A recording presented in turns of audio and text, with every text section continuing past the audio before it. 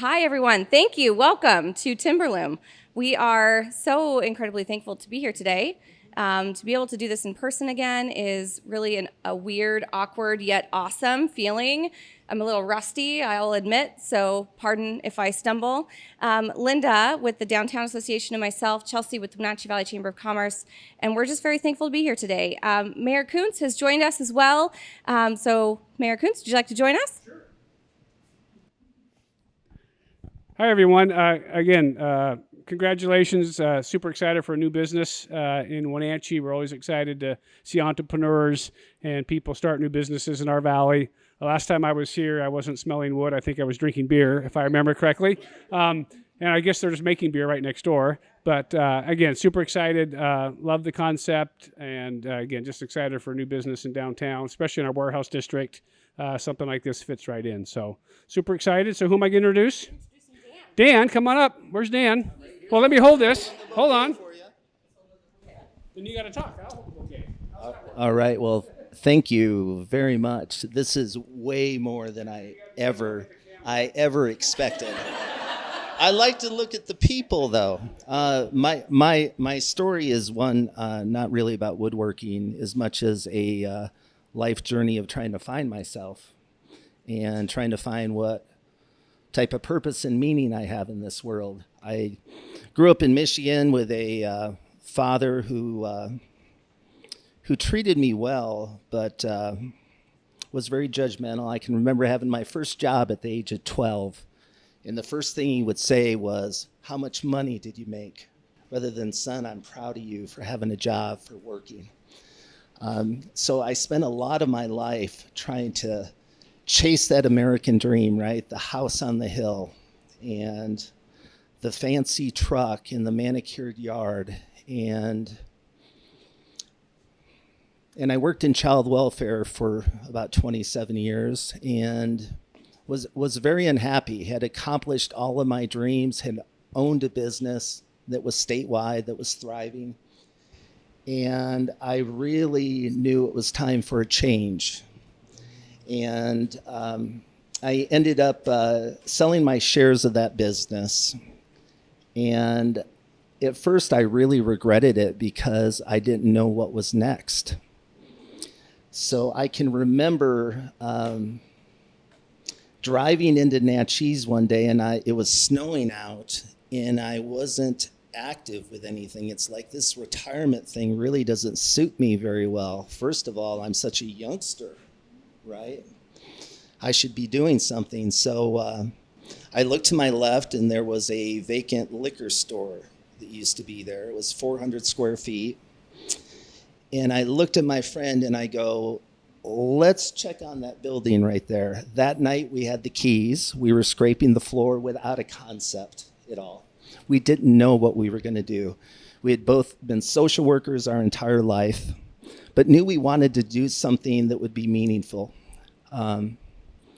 So we started up, and it was kind of ragtag. It wasn't even wood. I used to be into the outdoors and collect antlers. So we had antlers all over the floor, probably 300 of them. And we had taxidermy all over the walls. And I had some rocks and some logs, and I thought I was going to make a business out of it because that was my passion, was being outside, being with wildlife. And I came across a piece of redwood at a shop, and I bought it for $50. And I worked on that thing for probably 3 weeks. Didn't know what I was doing, no one to mentor me, just knew I was going to make that as pretty as I could. So I sanded it down, I put it on its base, and then I put screws into it, but the screws were all too long. So I had 12 screws sticking through the top of this beautiful redwood slab. So that was kind of my beginning in woodworking. And what I noted was people felt a connection with wood.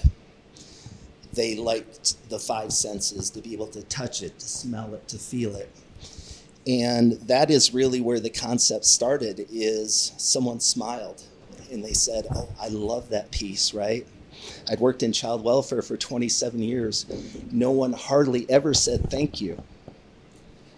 So they noted that piece. I'm a natural people pleaser. I have to fight against it constantly because I will people please to the point where it becomes a codependency. So in this process of trying to find myself through this new business, I've created a lot of good friends, and the business really has mushroomed without knowing anything about woodworking at all. It was all about people, relationships, purpose, community, and making people smile.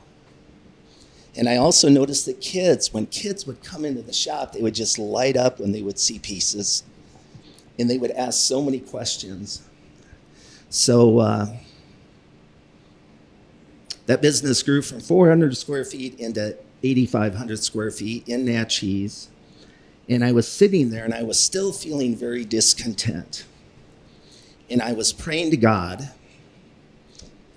and I was praying for something, and I thought it was a leggy blonde that I was praying for. But I get a call, and I answer the phone, and they go, "We have a child welfare business that is having problems. Do you know anyone who could save it?" And my response was, "If it's a mess with a lot of problems, I'm your guy. If you want it to be status quo, I'm not the man for the job." So that was about 7 months ago, and I met Willie and Becky in Naches about 5 months ago. So I think I was just starting that journey right about then. So when we started communicating, we hit it off right away, mostly around our values, our vision, and we liked one another. And I think we probably met 8 or 9 times. And we just talked about values, we talked about vision, we talked about principles, we talked about relating with people and connecting with them and giving back to our community, and for it not to be about the money. Because through this entire process of creating this business, I went through a divorce, and I sold all of my possessions. So I'm very much a minimalist. My entire life is wrapped up into this business, in the work that I do. And I love it each and every day. But I'm still searching for something, right? I'm still searching for something that will give me meaning and purpose. And I think I'm on the right track. But I know it's not the fancy house up on the hill. I live in a rental home right now. It's probably 500 square feet, and I am as happy as can be. I love not having a yard to take care of. So I've cut it down to bare bones, and I'm probably feeling more inspired than I ever have in my life. And we walked into this place 3 months ago, and Willie and I did not like it. We said, "Won't work." And then this woman gets involved. And I know I'm not facing the camera. I don't care anymore. But she goes, Becky is very persistent, if you don't already know that. So she hounds us and hounds us. You got to go see it again. So we walked back into it, and the magic happened from there. We signed the lease. That was about 3.5 months ago. I've been really disconnected from this place. Connected with my heart, but other job responsibilities have kind of consumed my attention. But for it to be this blows me away. I thought there would be 4 people here today. I wasn't prepared for this. And to see this spread in the people, in the love, in the kindness, because I'm a hard person to work with. I really am. I've got a big heart, but my expectations, I can be a real sometimes, pardon my language, but it comes from a good place. I really want to be the best at what we do, and that's why we came up with the name Timberloom. We used to be called Chinook Trading Post, right? And that name just didn't fit. And then it turned into Spirit in the Wood.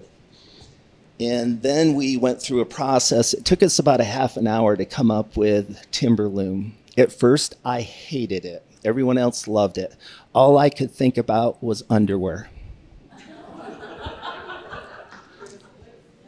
I finally called the consultant that I had hired 2 years after the fact and thanked her and said, you know what, that was the best name ever. I think it's really marketable, it's friendly, and I want this place to be here in 50 years. I want it to grow, I want it to prosper, and I want to pass it on to the next generation, not for the money, but for the purpose and the meaning of coming back someday and saying, wow, look at what you're doing and how special it is. So that's a very short synopsis of a very long story that I could tell you of grief.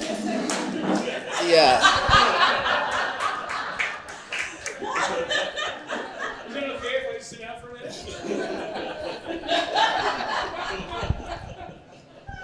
So just so blown away with all this, and I am so very shy by nature. And some people look at me and say, no, you're not. My daughter always says, you know what, Daddy, you just get up there and you do it. And I go, I fight it every day. It is hard work for me. So thank you for being here. Thank you for being patient. And Wenatchee is a great community, and we hope to be here in 50 years.